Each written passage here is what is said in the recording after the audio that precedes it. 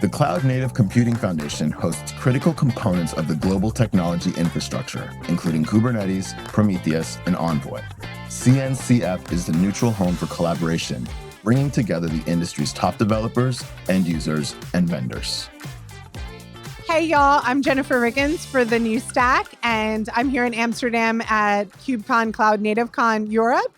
And we're talking to the co-creator of the Kyverno open source project and the just graduated, I think this week, 35th graduated member of the graduated system of the Cloud Native Computing Foundation, or CNCF, and the CEO and co-founder of Nirmata. We're talking to Jim. Please introduce yourself, and let's talk about everything involving graduating, which seems like 35 is a lot, but when you see how big the CNCF landscape is, it's less than 1%, I would guess, by my mathematical eyes. But congratulations, and please introduce yourself, and then we want to hear your story. Absolutely. Thank you for having me, Jennifer. So I'm Jim Bugwadia, co-founder at Nirmata, and also a co-creator of Kyverno. So Kyverno is a policy engine designed for Kubernetes. It does a lot of other interesting things around automation and security. But as you mentioned, we just graduated this week, so this was announced at KubeCon. I'm very excited about that. The graduation process is a fairly lengthy and involved one. A decade, that's right. A lot. Most people don't go to medical school that long. Right. So yeah, we were in incubation. So the process goes from sandbox to incubation to graduation.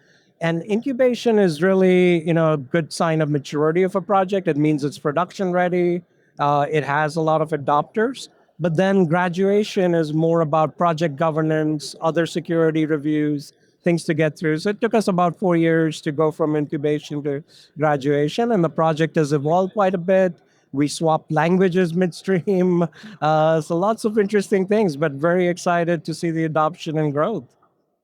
How big is this project? How far is this adoption of an open source project? Right. So right now we have about 3 billion plus downloads. So these are image pulls of the project itself.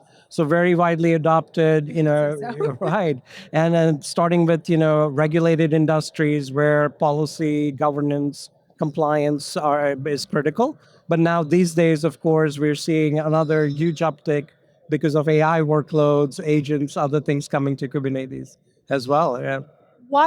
So when was Kyverno established, first of all, to get you this idea? So 2019 is when we first started the project, and Kyverno means to govern in Greek, right? So hence the theme around governance.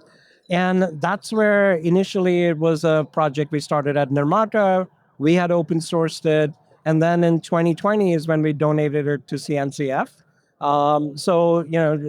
After that, we went through the sandbox as well as then incubation and graduation.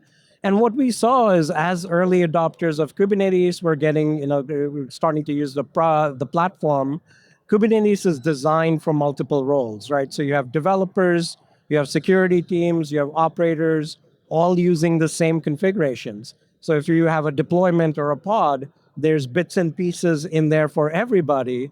So how do you manage this at scale, right? How do you kind of tell developers, okay, you must configure a security context or your images must come from this, a specific registry. So those type of things, policies are really good at declaratively instructing. It's just like if you, have a social club with people and you want to write down a set of rules. In Kubernetes, these are digital policies which are running in the cluster, and they are making sure that these rules are enforced, or auditing and reporting and letting you know that, hey, something's off, it needs to be looked at, or this would be good to fix and optimize. So it sounds like I can see the value of this. Mm-hmm. What I'm curious about is why you chose to open source it. And because open source is not a business model, it's a very difficult funding model and a difficult thing to comprehend because it is different. Yes. And would you recommend it to others, the open source model, for their unique, probably AI something projects right now? Great questions. So Open source for us was, a way of building a base, a foundation, right? And some of the thought that went into that decision, first off, we wanted to make sure that if we open source, a project, it would be full featured, complete, and very usable by itself, right? We didn't want to open source something. I'm a developer and I would hate it like if I'm using a product but or project, and then if I need more performance or more scale, I have to move to a commercial tier, right? That just seems like bait and switch, and most developers or operators wouldn't like that. So for us, it was important to pick something that was scalable both horizontally as well as vertically, things we could build around the project. So more of an open core model. So we don't tend to monetize. Kyverno is an enforcement point. It's where the policies get executed. And we want as many people to be deploying Kyverno engines as possible because the layer of value we provide from our business perspective is about Kyverno.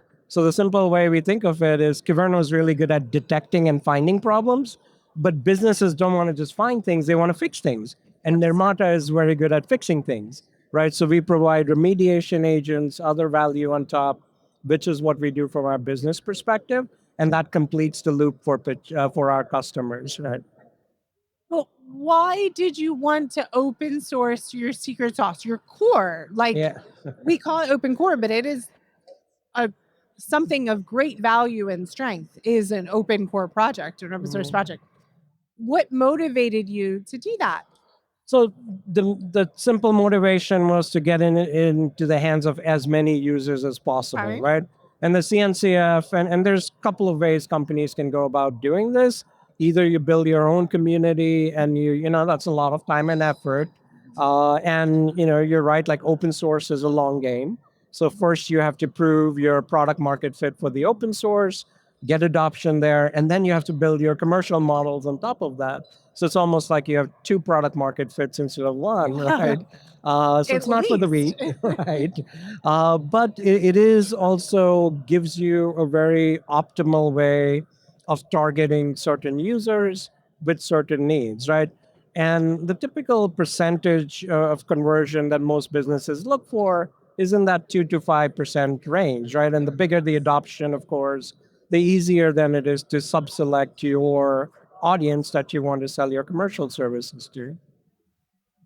It's impressive.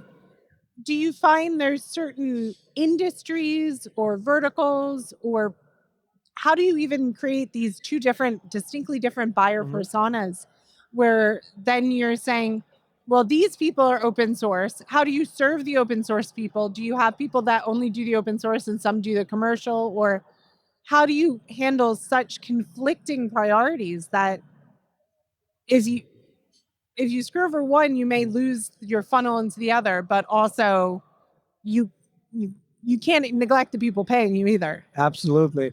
Now, so it's important to understand where the demarcation is, right? So one simple rule we use, because Kyverno is an open source project, we can't pick favorites. Like, so if we, for example, for GitOps, we wouldn't pick one specific GitOps project to integrate with into our open source, right? So things like that, but we can do that as a business on the commercial side. That's we will form partnerships with whatever our like the right business partners that make sense. So things like that is where we differentiate between the open source and the commercial. And again, it's a matter of we want our users internally, and we always want users to see value as quickly as possible. And once they see that, then to obviously as they grow, they have more policies, more deployments, they want to manage things, they want to give feedback to developers. That's when they move into other models of our software, right? And then is there some sort of expectation? So you've made some pulls in the software, but how do you, if someone's paying you and someone's a big customer, how do you then make sure they know that they don't get to prioritize what goes in the open source project? Or do you just say, well, you can build it yourself? Or how do you motivate them that way? Right. So there's a couple of different models that can be used there, right? So what we do is we maintain our own distribution. And this is where CNCF is also introducing, much like Kubernetes as a conformance program, they're introducing a conformance program for projects, graduated projects. So we're very interested in that, and we will be, taking Kyverno through that next. So the idea is we can, and then any other vendor who wants to provide Kyverno can then claim conformance like they can to Kubernetes, right? And they can make that part of their stack. There's already a few different platforms starting to integrate Kyverno. Other service providers like IT vendors are providing services on top of Kyverno, which is great. Like again, for us, the more Kyverno deployment out there, the better, right? So we're all for it. And you've definitely grown enough that there's interest in sponsorship and activity. You can't be the only one to sponsor a half day at the co-located day. For Right. KyvernoCon, you need these corporate sponsors as well. Yes. So how does it work? Open source projects are historically underfunded and under-resourced. So you are still a maintainer of Kyverno yourself, or you Yes. pass that while running a business? That seems to make sense. That's not Yeah. glutton for punishment. Yeah. So how do you balance who becomes a maintainer? How do you recruit maintainers to your project? How do you create a funnel that gives you this labor? So, first of all, for myself, it's a choice, right? I like development. I like building things. So I don't see myself giving me giving that up. It's what I like to do. So, but in terms of, recruiting, and one of the challenges we ran into when our graduation initially got delayed, we were over eager in hiring everybody who contributed to the project. Oh. So we ended up with all maintainers being from a single company, which for graduation, they want diversity in terms of multiple Tell companies. us more about that, because I don't think a lot of people know about this policy. Right. So to be a graduated a project within the CNCF, you need proper governance, first of all, and you have to pass a governance review, which means that there has to be an open process. If some, let's say there's a company that competes with Nirmata in the market for policy and other kind of services, they should also have a fair shot at being able to, bring their maintainers and contribute to the project, which makes sense. So the project has to be open with that. And then, like the other rule that CNCF has is they want maintainers from at least multiple companies so they know a graduated project is long lived, has legs beyond a single vendor, right? So, yeah. And so how did you find, what is the percentage? I don't know, how many maintainers are there in the Kyverno project?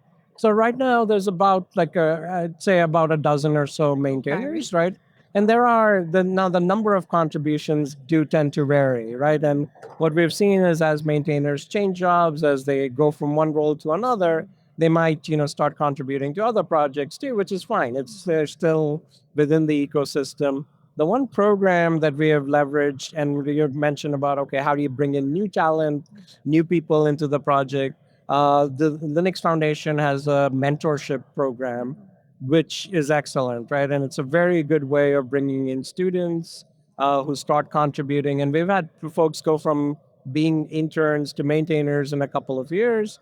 And then as they grow in their careers, they might leave Nirmata, they might go to other companies. They continue to be maintainers, right? Because that's one of their sort of things that they cherish and also has helped them in their experience. Yeah. There's just always this friction, this tension between different people. Are your maintainers typically the ones that they work? There are some that work for Nirmata, so their job is they are getting paid by one of these sponsoring companies. But that's quite rare still, right? Besides a few big names. So how do you encourage this sort of, how do you discourage maintainer burnout? Because we had a large project in the CNCF that deprecated this year because there just weren't enough maintainers to run it because, you got to get paid, fair enough. So how do you balance that, and how do you encourage or recruit companies that use Kyverno to actually pay their staff to contribute? Ultimately, it has to kind of tie into their business interests at some point, right? So of course, if the company is providing, services like consulting services, or they're building Kyverno into their platform, they have a vested interest in seeing the project succeed. They want to, help govern the project as well, and understand like the roadmap, etc., and be able to influence that. So creating something of value to multiple organizations is part of the essence, right? And then making sure that they are also free to contribute, free to govern. But you're right. I mean, ultimately, a lot of again, like when developers are contributing, even within the CNCF or in any open source community, there are companies that are backing those developers and Or sponsoring them, yeah. right? Yeah, and then of course, if people are doing it on their free time, etc., usually it's because they're seeing some career growth or some incentive, something that they're trying to pursue, or just a passion they're trying to pursue for themselves, right?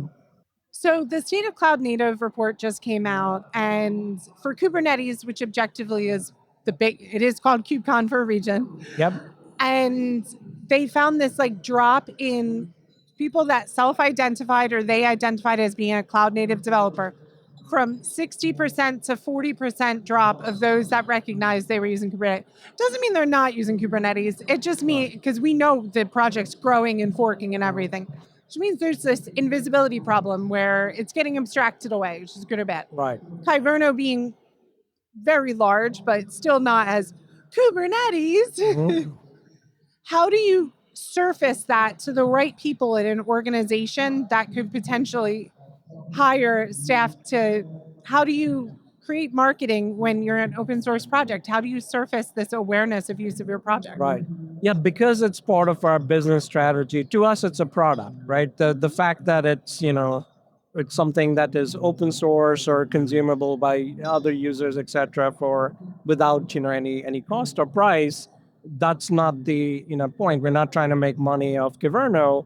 We want folks to be successful with Kyverno, and then of course the bet is that a certain percentage will be able to convert. So for us, the marketing budget, just like any other product decision, we think of it as a funnel, right? And as part of our GTM pipeline. So we want to make sure people are using, and of course, yeah, as we are building use cases, etc.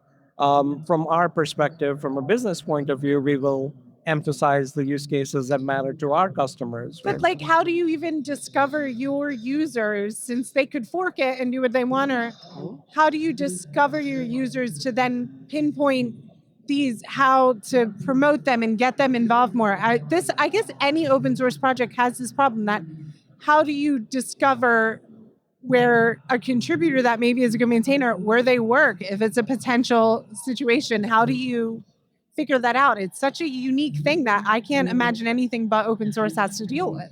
Right.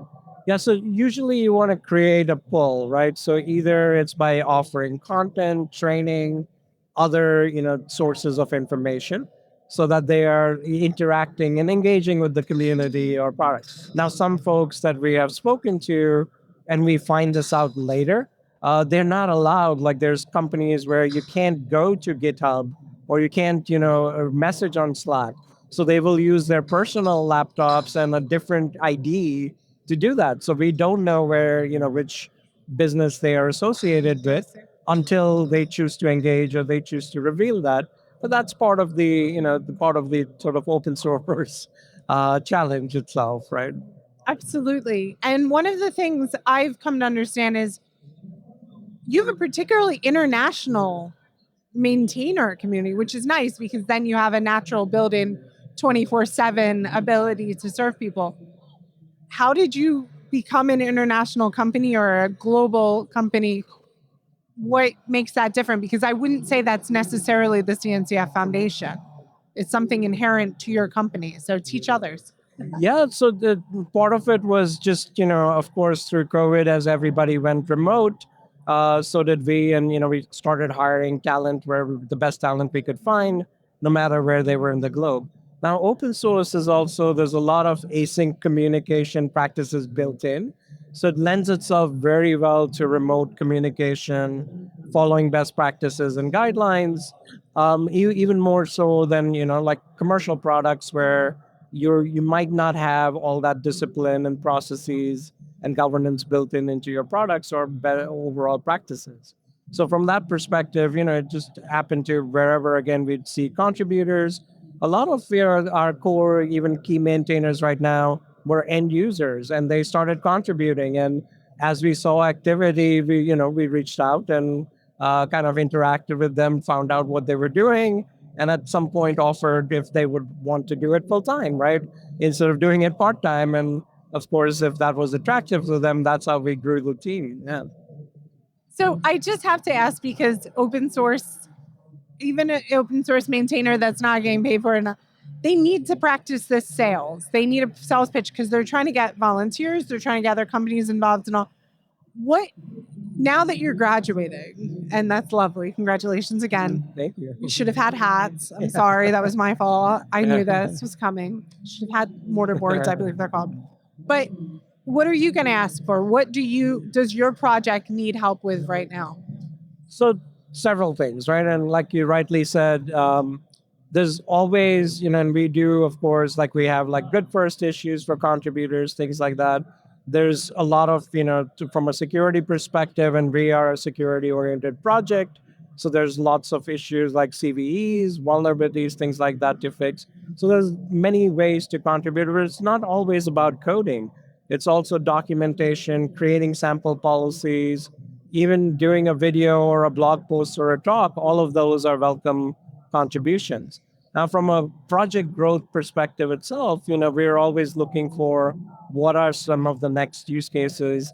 One of the things I mentioned is as Kyverno started in Kubernetes, but since then we have expanded to being more of a unified policy language for any payload, for any type of workload, even outside of Kubernetes. So whether it's IAC or whether it's cloud configurations, or even, we had a talk earlier where one of our maintainers, they were partnered with another company to show how you can use Kyverno for MCP governance. Oh, wow. So those are, things we always look for, and like how do we collaborate with other projects within the CNCF and even beyond, and bring that visibility, right? So there's always, this projects, of course, and graduation to us is a milestone, and it's fantastic. We want to cherish and celebrate that, but there's much more coming up, and we're excited about that. And like all technology, it's more interesting what people have done with it than the technology itself. Absolutely. Is what empowers. Yeah. Thank you so much. Congratulations again. Enjoy the rest of your celebratory run around KubeCon Cloud NativeCon Europe. Will do. Thank you, Jennifer. Yeah.